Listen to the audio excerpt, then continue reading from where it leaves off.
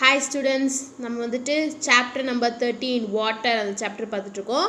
So last videoல என்ன பார்த்தோம்னா வாட்டரோட physical property. So வாட்டரோட நேச்சர் என்ன, அதோட பாயிலிங் பாயிண்ட் என்ன, அதோட ஃப்ரீசிங் பாயிண்ட் என்ன, டென்சிட்டி அப்படின்னா என்ன, வாட்டரோட டென்சிட்டி எவ்வளோ இருக்கும். Next anomalous expansion of water அப்படின்னா என்ன, latent heat of fusion of ice அப்படின்னா என்ன, latent heat of vaporization of water அப்படின்னா என்ன, நெக்ஸ்ட் ஸ்பெசிஃபிக் ஹீட் கெப்பாசிட்டி அப்படின்னு சொல்லிட்டு 8 ஃபிசிக்கல் ப்ராப்பர்ட்டிஸ் வந்துட்டு லாஸ்ட் கிளாஸில் பார்த்தோம். இப்போ இந்த வீடியோ கிளாஸில் நம்ம என்ன பார்க்க போகிறோன்னா வாட்டரோட கெமிக்கல் ப்ராப்பர்ட்டிஸை தான் வந்துட்டு நம்ம இந்த வீடியோவில் பார்க்க போகிறோம். ஸோ பேஜ் நம்பர் 143 இருக்குது chemical properties of water. First chemical property பாருங்கள், action towards litmus paper. So litmus பேப்பரில் இந்த வாட்டரோட ஆக்ஷன் எப்படி இருக்கோ அதான் வந்துட்டு first chemical property. Pure water is neutral and it shows no action towards the litmus paper. So pure வாட்டரை வந்துட்டு லிட்மஸ் பேப்பரில் நம்ம வைக்கும்போது அது வந்துட்டு நியூட்ரலாக காட்டும், எந்த விதமான ஆக்ஷனும் வந்துட்டு அந்த லிட்மஸ் பேப்பரில் இருக்காது. அதான் வந்துட்டு first chemical property, action towards litmus paper. So pure water is neutral and it does not show any action towards the litmus paper. இது வந்துட்டு ஃபஸ்ட்டு கெமிக்கல் ப்ராப்பர்ட்டி. செகண்ட் பாருங்கள், ஸ்டெபிலிட்டி. வாட்டரோட ஸ்டெபிலிட்டி எப்படி இருக்கும். Water is a very stable compound. So வாட்டருங்கிறது வந்துட்டு ஒரு ஸ்டேபிளான compound. It does not decompose into elements when heated to a ordinary temperature. So ordinary டெம்பரேச்சரில் நம்ம வாட்டரை ஹீட் பண்ணும்போது இது வந்துட்டு டீகம்போஸ் ஆகாது, ஒரு எலமெண்ட்டாக வந்துட்டு டீகம்போஸ் ஆகாது. However, if it is heated at 200 degrees Celsius, 0.02% of water decomposes to form hydrogen and oxygen gas. So வந்துட்டு நம்ம ஆர்டினரி டெம்பரேச்சரில் வந்துட்டு வாட்டரை ஹீட் பண்ணும்போது அது டீகம்போஸ் ஆகி எந்த ஒரு எலமெண்ட்டாக சேஞ்ச் ஆகாது. ஆனால் வந்துட்டு அந்த வாட்டரை வந்துட்டு நம்ம 200 டிகிரி செல்சியஸ்க்கு ஹீட் பண்ணும்போது 0.02% அந்த வாட்டர் வந்துட்டு என்னவா டீகம்போஸ் ஆகும் அப்படின்னு பார்த்தீங்கன்னா ஹைட்ரஜன் அண்ட் ஆக்சிஜன் கேஸ், இந்த ரெண்டு எலமெண்ட்டாக வந்துட்டு டீகம்போஸ் ஆகும் அப்படின்னு சொல்கிறாங்க. ஸோ அதான் வந்துட்டு சார் இங்கே 200 டிகிரி செல்சியஸில் 2000 டிகிரி செல்சியஸ் நீங்கள் கொடுத்துருக்காங்க. ஸோ ஓகே, இப்போ வந்துட்டு வாட்டர், அதாவது H2O வாட்டரோட ஃபார்முலா, அதை வந்துட்டு நம்ம 200 டிகிரி செல்சியஸில் ஹீட் பண்ணும்போது oxygen and hydrogen molecules element வந்துட்டு கிடைக்குதுன்னு சொல்கிறாங்க. இதான் வந்துட்டு செகண்ட் கெமிக்கல் ப்ராப்பர்ட்டி, அதாவது ஸ்டெபிலிட்டி. வாட்டர் அப்படிங்கிற வந்துட்டு ரொம்பவே ஸ்டேபிள் காம்பவுண்ட். இது வந்துட்டு ஆர்டினரி டெம்பரேச்சரில் ஹீட் பண்ணும்போது எதுவாகவும் டீகம்போஸ் ஆகி எந்த எலமெண்ட்டும் ஃபார்ம் ஆகாது.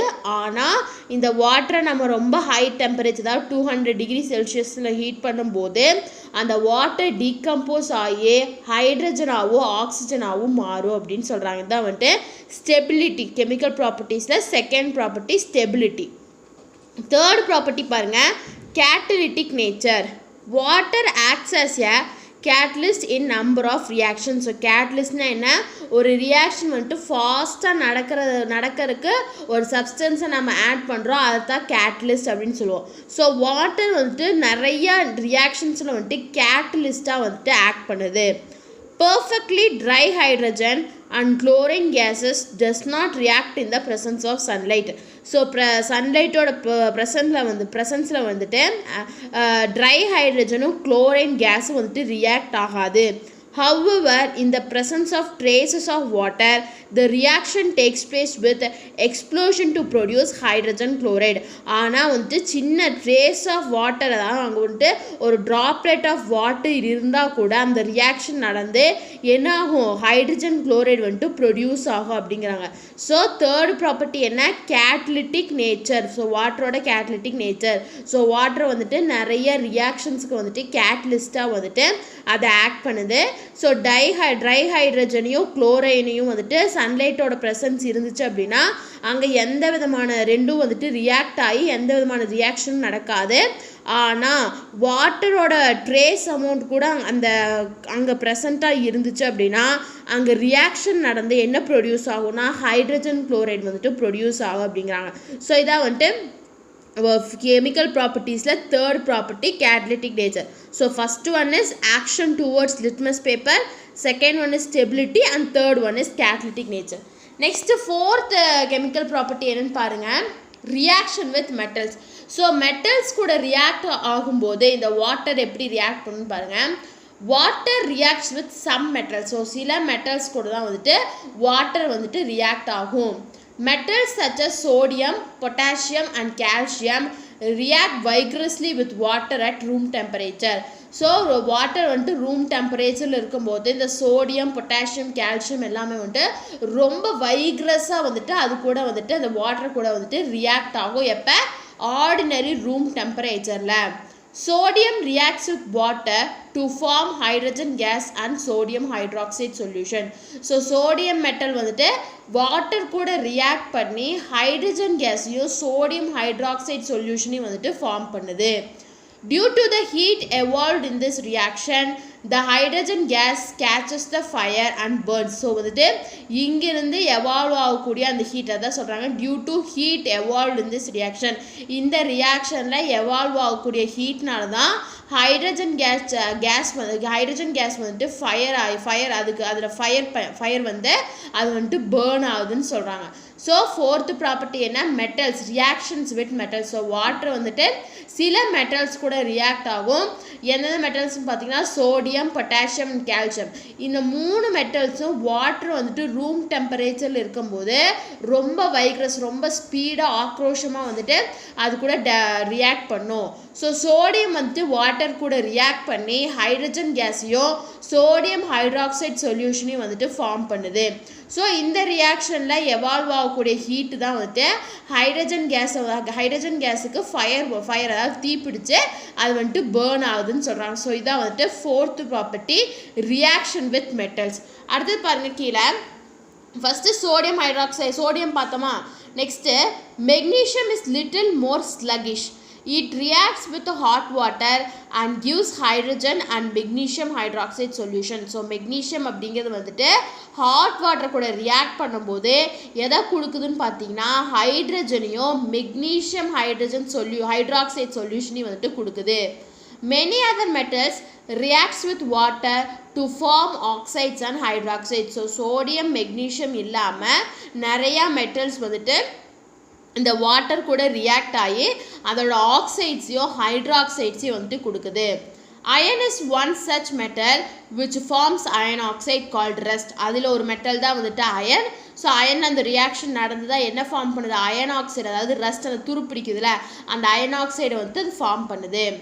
Iron is used in many buildings, factories, bridges, ships and vehicles. So இந்த அயன் நம்ம எங்கெங்கெல்லாம் யூஸ் பண்ணுறோம், நம்மளோட பில்டிங் பர்பஸுக்காக, ஃபேக்ட்ரிஸில் பிரிட்ஜு கன்ஸ்ட்ரக்ட் பண்ணும்போது, ஷிப்ஸில், வெஹிக்கிள்ஸில் எல்லா இடத்துலையும் இந்த அயனை வந்துட்டு நம்ம யூஸ் பண்ணுறோம். The slow and gradual rusting of iron is called corrosion. So வந்துட்டு அந்த ரஸ்டிங் வந்துட்டு ரொம்ப ஸ்லோவாகவும் மெதுவாகவும் கிராஜுவல் அதாவது படிப்படியாக இன்க்ரீஸ் ஆகிறது தான் அந்த ரஸ்டிங்கை தான் நம்ம என்ன சொல்கிறோம் அப்படின்னாட்டு கொரோஷன் அப்படின்னு சொல்கிறோம். ஸோ இதான் வந்துட்டு நெக்ஸ்ட் ப்ராப்பர்ட்டி, கெமிக்கல் ப்ராப்பர்ட்டியில் fourth property reaction with metals. So metals கூட ரியாக்ட் பண்ணும்போது மோஸ்ட்லி வாட்டர் வந்துட்டு அதோட ஆக்சைட்ஸ் அதாவது ரெஸ்பெக்டிவ் மெட்டலோட ஆக்சைட்ஸையும் ஹைட்ராக்சைட்ஸையும் வந்துட்டு ப்ரொடியூஸ் பண்ணும் அப்படின்னு சொல்கிறாங்க. நெக்ஸ்ட்டு கடைசி கெமிக்கல் ப்ராப்பர்ட்டி பாருங்கள், ரியாக்ஷன் வித் நான் மெட்டல்ஸ். ஸோ மெட்டல்ஸ் கூட ரியாக்ட் பண்ணும்போது அந்த ரெஸ்பெக்டிவ் மெட்டலோட ஆக்சைட்ஸையும் ஹைட்ராக்சைட்ஸையும் ப்ரொடியூஸ் பண்ணும். சப்போஸ் அது நான் மெட்டல் கூட ரியாக்ட் பண்ணும்போது என்ன ஆகும், red hot carbon reacts with steam to produce water case. அதாவது வந்துட்டு ரெட் ஹாட் கார்பன் அப்படிங்கிறது வந்துட்டு ஒரு நான் metal.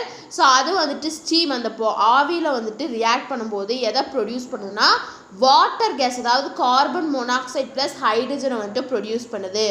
Chlorine gas dissolves in water and produces hydrochloric acid. So chlorine gas வந்துட்டு வாட்டரில் டிசால்வ் ஆகிட்டு ஹைட்ரோக்ளோரிக் ஆசிடை வந்துட்டு ப்ரொடியூஸ் பண்ணுது அப்படின்னு சொல்கிறாங்க. ஸோ இதான் வந்துட்டு ரியாக்ஷன் வித் நான் மெட்டல்ஸ். ஸோ நான் மெட்டல்ஸ் கூட ரியாக்ட் பண்ணது 2 ரியாக்ஷன் சொல்லியிருக்காங்க. ஒன்று வந்துட்டு ரெட் ஹாட் கார்பன் வந்துட்டு அந்த ஸ்டீம் அந்த ஆவியில் ரியாக்ட் பண்ணி எதை ப்ரொடியூஸ் பண்ணுதுன்னா வாட்டர் கேஸை ப்ரொடியூஸ் பண்ணுது. அதே மாதிரி குளோரின் கேஸ் வந்துட்டு வாட்டரில் டிசால்வ் ஆகி எதை ப்ரொடியூஸ் பண்ணுது ஹைட்ரோக்ளோரிக் ஆசிடை வந்துட்டு ப்ரொடியூஸ் பண்ணுது அப்படின்னு சொல்கிறாங்க. So these 5 R the chemical properties. So வந்துட்டு கெமிக்கல் ப்ராப்பர்ட்டிஸ் ஆஃப் வாட்டர்னு கேட்கும்போது இந்த 5 எழுதணும். First one is action towards litmus paper. So litmus பேப்பரில் அதோட வேல்யூ எப்படி இருக்குன்னு ஃபர்ஸ்ட் ஒன். நெக்ஸ்ட்டு வாட்டரோட ஸ்டெபிலிட்டி, அதாவது வந்துட்டு stability. Next one is catalytic nature, அதாவது வாட்டரோட கேட்டலிட்டிக் நேச்சர். நெக்ஸ்ட்டு வந்துட்டு அந்த வாட்டர் வந்துட்டு மெட்டல்ஸ் கூட ரியாக்ஷன் பண்ணும்போது என்ன நடக்குது, நான் மெட்டல்ஸ் கூட ரியாக்ட் பண்ணும்போது என்ன நடக்குது அப்படின்னு எழுதணும். ஸோ இதை வந்துட்டு chemical properties of water. Next topic பாருங்கள், வாட்டர் எ யூனிவர்சல் சால்வெண்ட். ஏன் வந்துட்டு வாட்டரை வந்து நம்ம யூனிவர்சல் சால்வெண்ட் அப்படின்னு சொல்கிறோம் அப்படிங்கிறத next one. So a solvent is a substance which dissolves other substance. So solvent அப்படிங்கிறது ஒரு சப்ஸ்டன்ஸ், இன்னொரு சப்ஸ்டன்ஸை வந்துட்டு அதில் டிசால்வ் பண்ணுறதை தான் வந்துட்டு என்னென்னு சொல்கிறோம் சால்வெண்ட் அப்படின்னு சொல்லுவோம். For example, in a salt solution water is a solvent and the salt is the solute. So ஒரு எக்ஸாம்பிளுக்கு வந்துட்டு ஒரு சால்ட் சொல்யூஷன் இருக்குது, அதில் வந்துட்டு எது சால்வெண்ட்னு பார்த்தீங்கன்னா வாட்டர் வந்துட்டு சால்வெண்ட். ஸோ எது வந்துட்டு சொல்யூட்னு பார்த்தீங்கன்னா சால்ட். அந்த வாட்டரில் கரைக்கக்கூடியது டிசால்வ் ஆகிறத தான் நம்ம என்னென்னு சொல்கிறோம் அப்படின்னா சொல்யூட் அப்படின்னு சொல்கிறோம். So a solvent is a substance which dissolves other substance. Water has a unique property to dissolve more substances than any other solvent. So வாட்டருக்கு வந்துட்டு ஒரு யூனிக் ப்ராப்பர்ட்டி இருக்குது. எதுக்கு அப்படின்னு பார்த்தீங்கன்னா டிசால்வ் மோர் சப்ஸ்டன்ஸ், நிறையா சப்ஸ்டன்ஸை அதில் வந்துட்டு டிசால்வ் பண்ண வைக்கும். அதர் சால்வெண்ட்ஸ் கூட கம்பேர் பண்ணும்போது வாட்டர் வந்துட்டு அதிக சொல்யூட்ஸை வந்துட்டு இதில் டிசால்வ் பண்ண முடியும் அப்படிங்கிறாங்க.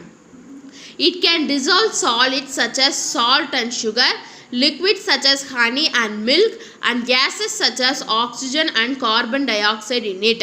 Therefore it is called as universal solvent. So நம்மளால் இந்த வாட்டரில் வந்து எதை டிசால்வ் பண்ண முடியும்னு பார்த்தீங்கன்னா சாலிட் ஸ்டேட்டில் இருக்கக்கூடிய சால்ட் அண்ட் சுகர், அதாவது உப்பு சக்கரை ரெண்டுத்தையுமே வந்து நம்மளால் வந்துட்டு வாட்டரை டிசால்வ் பண்ண முடியும்.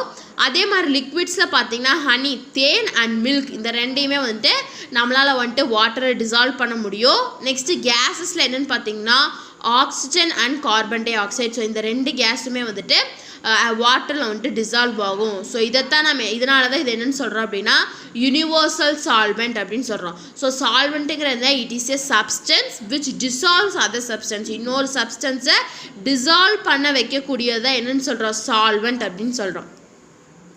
You can see a number of concentric rings of solid matter deposited on the watch glass. So watch கிளாஸை வந்துட்டு நல்லா அப்சர்வ் பண்ணி பார்க்கும்போது அங்கே வந்துட்டு நிறைய கான்சென்ட்ரிக் ரிங்ஸ் வந்துட்டு இருக்கும்.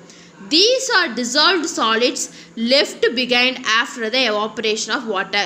ஸோ வாட்டரோட எவாப்ரேஷன் முடிஞ்சதுக்கப்புறம் அங்கே இருக்கக்கூடிய மீதம் இருக்கக்கூடிய டிசால்வ்டு சாலிட்ஸ் தான் வந்துட்டு அந்த concentric rings. Salts, minerals and impurities are the solids dissolved in water. So salt, mineral and impurities எல்லாம் தான் வந்து சாலிட்ஸ், மினரல் அதாவது வாட்டரில் வந்துட்டு டிசால்வ் ஆகக்கூடிய ப்ராடக்ட்ஸ் அப்படின்னு சொல்கிறாங்க.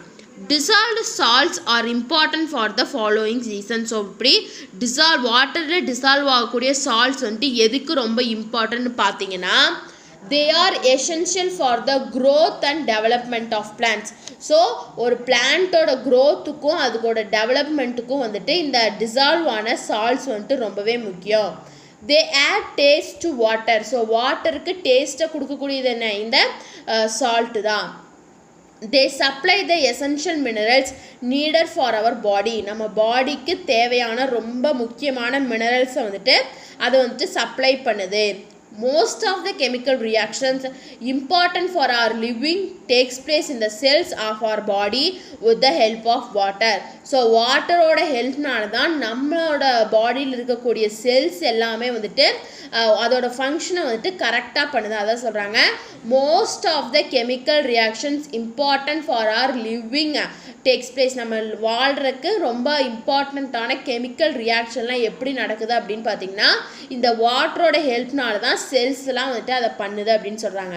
ஸோ டிசால்வ்டு சால்ட்ஸ் வந்துட்டு எதுக்காக இம்பார்ட்டன்ட்னா they are essential for the growth and development of plant. So பிளான்ட்டோட க்ரோத்துக்கும் டெவலப்மெண்ட்டுக்கும் டிசால்வ்டு சால்ட் வந்துட்டு ரொம்பவே முக்கியம். அதே மாதிரி they add the taste to water. So வாட்டருக்கு டேஸ்ட்டை கொடுக்கறது வந்துட்டு இதுதான். Next they supply the essential minerals needed for our body. நமக்கு பாடிக்கு தேவையான ரொம்ப முக்கியமான இம்பார்ட்டன்ட் மினரல்ஸை சப்ளை பண்ணுறதும் இதுதான். Most of the chemical reactions important for our living takes place in the cells of our body with the help of water. So வாட்டரோட ஹெல்ப்னால தான் நம்ம பாடியில் இருக்கக்கூடிய செல்ஸ் மூலிமா நம்ம வாழ்றதுக்கு தேவையான எல்லா கெமிக்கல் ரியாக்ஷன்ஸும் நடக்குது அப்படின்னு சொல்கிறாங்க. Apart from solids and minerals, air is also dissolved in water. So வந்துட்டு சாலிட் மினரல்ஸ் இல்லாமல் ஏர் காற்று கூட வாட்டர் வந்துட்டு டிசால்வ் ஆகும். அதான் நான் படித்தோம் கேஸஸில் என்ன ஆக்சிஜன் கார்பன் டை ஆக்சைடு வந்துட்டு டிசால்வ் ஆகும்னு படித்தோமோ அதான் சொல்கிறாங்க. The solubility of oxygen in water is higher than the solubility of nitrogen.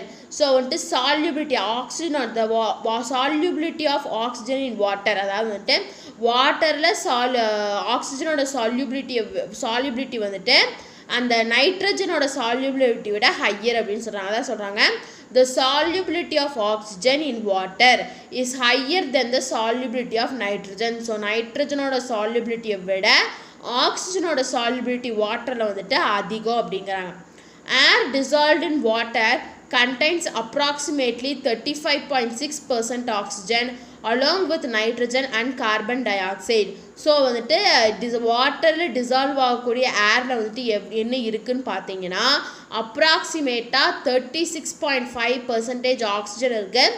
அது கூட 2 கேஸஸ் இருக்குது. என்னென்னு பார்த்தீங்கன்னா nitrogen and carbon dioxide, இந்த 2 கேஸும் வந்துட்டு இருக்குது. Air being dissolved in water is important for the following reasons.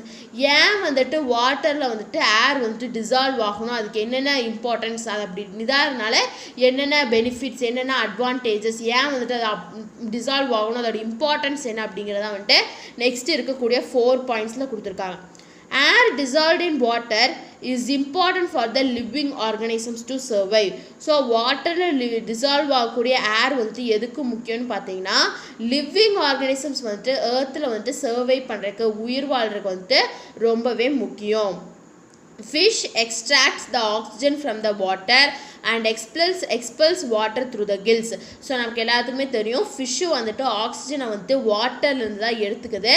அதே மாதிரி அது எப்படி எக்ஸ்பெல் பண்ணுது, கில்ஸ் மூலயமா தான் வந்துட்டு அது வெளியே விடுது. Fish can survive in water only through the dissolved oxygen present in water. So fish வந்துட்டு எப்போ வாட்டரில் வந்துட்டு சர்வைவாக இருக்கும் அப்படின்னா அந்த வாட்டரில் வந்துட்டு டிசால்வ்டு ஆக்சிஜன் இருக்கணும். ஸோ அந்த டிசால்வ்டு ஆக்சிஜன் இருந்தால் தான் ஃபிஷ்ஷுனால் வந்துட்டு சர்வை பண்ண முடியும். Aquatic plants make use of dissolved carbon dioxide for photosynthesis. So aquatic plants என்ன பண்ணுது, அந்த டிசால்வ் ஆன கார்பன் டை ஆக்சைடை வந்துட்டு ஃபோட்டோசிந்தசிஸ்க்கு வந்துட்டு யூஸ் பண்ணுது. Carbon dioxide dissolved in water reacts with limestone to form calcium bicarbonate. So வாட்டரில் டிசால்வ் ஆன கார்பன் டை ஆக்சைடு வந்துட்டு லைம்ஸ்டோன் கூட ரியாக்ட் பண்ணி என்ன ஃபார்ம் பண்ணுதுன்னு பார்த்தீங்கன்னா கால்சியம் கார்பனேட் பைகார்பனேட்டை வந்துட்டு ஃபார்ம் பண்ணுது. Marine organisms such as snails, oysters, etc. extract calcium carbonate from the calcium bicarbonate to build their shells.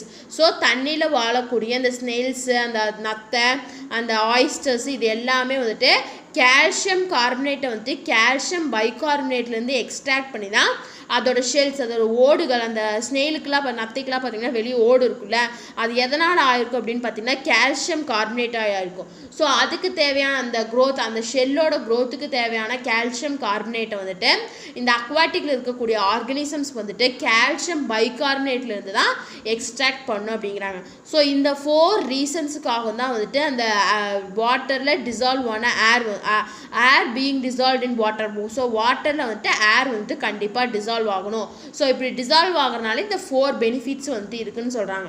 So இந்த கிளாஸை நம்ம இதோட ஸ்டாப் பண்ணலாம். ஸோ இன்றைக்கி கிளாஸில் வந்துட்டு வாட்டரோட கெமிக்கல் ப்ராப்பர்ட்டிஸ், அதாவது 5 கெமிக்கல் ப்ராப்பர்ட்டிஸ் பார்த்தோம். ஸோ வாட்டரை வந்துட்டு ஏன் யூனிவர்சல் சால்வெண்ட் அப்படின்னு சொல்கிறோம், ஸோ வாட்டர் வந்துட்டு டிசால்வ்டு சால்ட்ஸ், அதாவது வந்துட்டு வாட்டரில் டிசால்வ் ஆன சால்ட்ஸ் வந்துட்டு எதுக்கு இம்பார்ட்டண்ட்டாக இருக்குது, அதே மாதிரி வாட்டரில் டிசால்வ் ஆன ஏர் மூலிமா ஏர் வந்துட்டு எதுக்கு இம்பார்ட்டண்ட்டாக இருக்குது அப்படின்னு சொல்லி பார்த்தோம். ஸோ இன்றைக்கி கிளாஸில் ஏதாச்சும் டவுட் இருந்தால் கமெண்ட் பண்ணுங்கள். இந்த வீடியோ கிளாஸ் பிடிச்சிருந்தா லைக் பண்ணுங்கள், ஷேர் பண்ணுங்கள், சப்ஸ்கிரைப் பண்ணுங்கள். தேங்க்யூ.